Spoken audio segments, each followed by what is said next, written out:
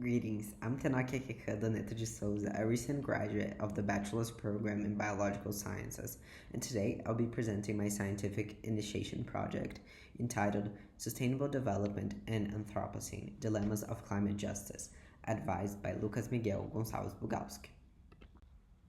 The context of this research is the Anthropocene, a period characterized by progress and development where humanity holds self-destructive powers and the planet is viewed as a resource, which in turn exacerbated environmental, social, and political issues.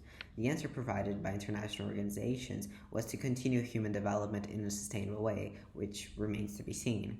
Therefore, there is a worldwide uneven distribution of ecological impacts, a need for environmental justice, which could happen through social movements.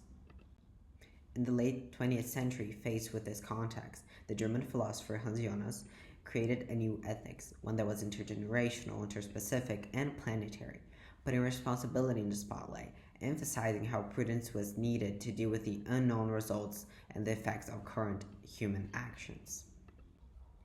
The general objective of this research was to examine the consequences of the environmental crisis, the contributions of climate justice, and how Jonas's ethics propose an alternative tool for life in the Anthropocene, followed by the specific objectives to analyze how Jonas's ideas may offer alternative ways of thinking about climate justice, research commentators of the Anthropocene, and identify possible resemblances in the social movements to Jonas's philosophy relating to emerging political practices.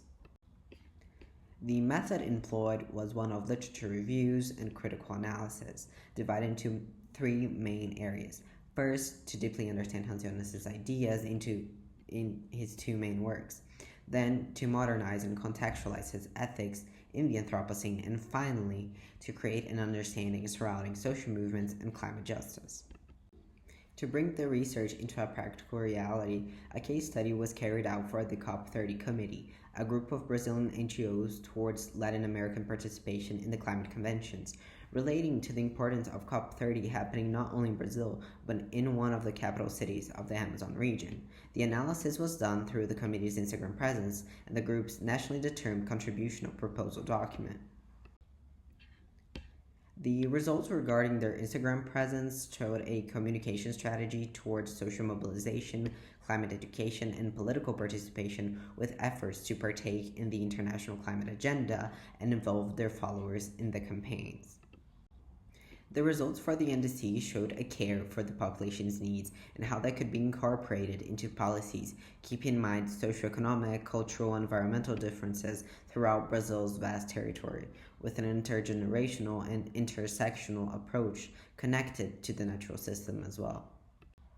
In conclusion, the social environmental perspective and the participation found in the committee's communications reflect much on the idea of responsibility. The communication sensitization tactics relate to the heuristic of fear as well.